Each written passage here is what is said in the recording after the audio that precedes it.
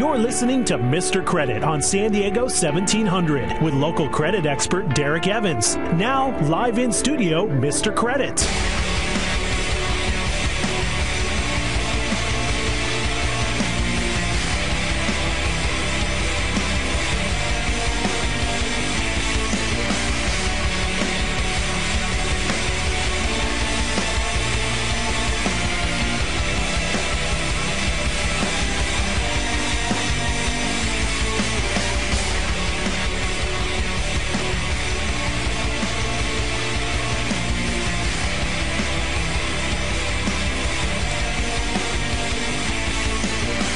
Welcome to Mr. Credit. We are live and local here in San Diego, bringing you the most important hour in radio. We're telling you everything that they don't want you to know. When we say they, we mean the Wall Street gangsters, the big banks, the credit bureaus, really anybody out there, especially the debt settlement companies. Anybody who is trying to deceive you or keep information from you to make you ultimately make unwise decisions with your money. We want to put money in your pocket, and we want you to have a better life. We want you to be happy. Yahoo! So, I'll do absolutely every single thing that I can to make that the case for you. All right. So, Padres lost last night to the Giants. I'm getting scared. We got a one-game lead right now. We play them again tonight, again downtown, again at 7 o'clock. If you can't make it downtown for the game, make sure you tune in right here, San Diego 1700. We have all the Padres action. You don't have to go anywhere. Save this station in your dial, 1700 AM, if you want to listen to the Padres while you're out and about. Now, last night, I wasn't able to catch the game because, like I said, I had the presentation to Claremont Town Council meeting, which was extremely interesting. Extremely interesting for a multitude of reasons. We're going to go over the state lottery scam today. In case you didn't know, the state lottery is a scam. We're going to go over a couple of the people who were at the meeting that I thought were interesting. A couple of people who were no-shows. You might be interested to know your elected public officials who are no-showing at this time when elections are around the corner. I thought that was pretty interesting. The guy who was with the Treasury of San Diego Unified was such a sharp dude. I mean, he was a PhD. They were calling him doctor. But he was just breaking it down, what's happening in the school system. I mean, it's a shocker. We're also going to talk about how about Walmart going to try to create a bank, Walmart Bank. How about that? That's going to be interesting. I'm going to tell you what I like about it, what I don't, and whether I think they actually have a chance to get it past all the people who are going to try to shoot it down, including the current big banks and the big government who are in cahoots with those big banks. Surely you can't be serious. I am serious. And don't call me Shirley. Also, the FTC is aiming to clarify disclosure of consumers' credit reporting rights. I'm going to touch on that as well. And how about this? What if you went to apply for a loan and a lender pulled your credit report and they said, "I'm sorry, sir, ma'am, it appears that you're deceased." When we say that errors occur on credit reports, 9 out of 10, 92% of credit reports out there have errors on them. And I'll even attest that it's higher than that, most likely. What if that error was that you're actually deceased? What if they made a mistake and the credit bureaus reported under your social security number or under your name in your town that you are no longer alive when you clearly are? And hopefully growing and getting better and stronger. Now, this happens occasionally. It's not a widespread problem, but when it happens, kind of like identity theft, oh man, is it a tough one. I actually had someone who was at the town council meeting last night who brought this to my attention. I had someone who contacted me from the show yesterday and was asking me about this. It's a crazy situation. I'm going to tell you a story about somebody there, and I'm also going to talk to you about what the person at the town council meeting had to deal with in her situation, how you can fix it, what is it going to do for you as a borrower if you're trying to use your credit and they're saying you're deceased. And how could that possibly happen? It's crazy. Anything is possible with the credit bureaus. Remember, they don't care about you. They're not looking out for you. And they most definitely are not going to jump at the opportunity to take care of you when they've made a mistake. I can promise you that. So, that's where we're at.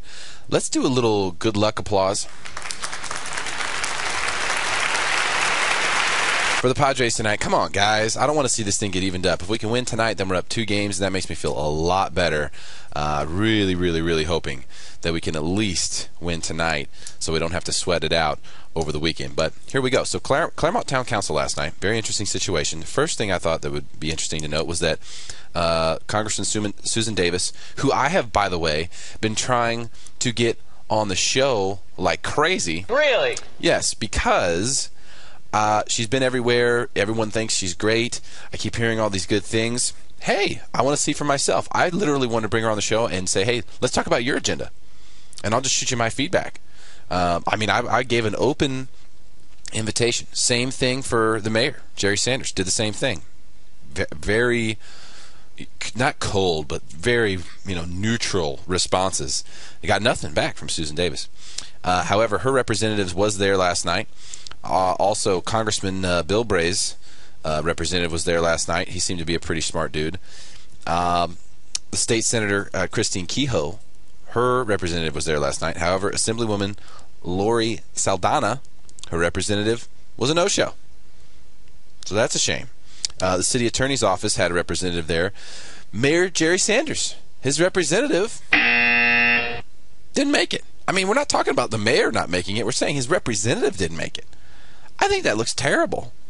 I mean, there was about 75 or 80 people there probably. I couldn't believe it. County Supervisor Ron Roberts, his representative, was there. And Councilmember Donna Fry had a guy there named Keith Corey, who was a really brilliant dude. I was really impressed with him. And, if a guy that's that smart believes in her, then that looks good to me. I thought that was great. I really did. So John Lee Evans was the guy who was basically telling us about what's going on with San Diego Unified. He's the representative. He's the treasurer or the guy who looks over the treasury. And people were asking a lot of questions. I mean, people were just throwing fastballs at this guy. Whoosh, whoosh, whoosh. And he was a straight shooter. I mean, he was just shooting it straight. Because people were like asking questions about, hey, my kid came home and told me that they're cutting his science class. They're doing science once a week. Hey, my kid came home and told me that they're only having gym class once a week. What the heck is going on? Hey, why are the kids going to school so many less days? Hey, why is there 40 kids in a class now instead of 25 like there used to be? And he was just firing right back at people with the honest truth. Look, the cuts we've had to make in the school system have been horrible. It's like someone asking you, hey, which finger on your hand do you want us to chop off? I mean, the decisions are so tough.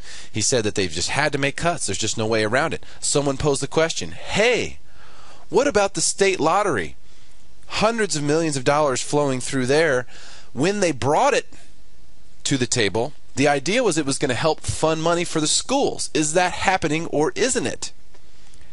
And what John Evans had to say about that was shocking to me, and I will share it with you shortly. But I want to tell you a quick one first about the lady who I spoke with right before we began the presentation.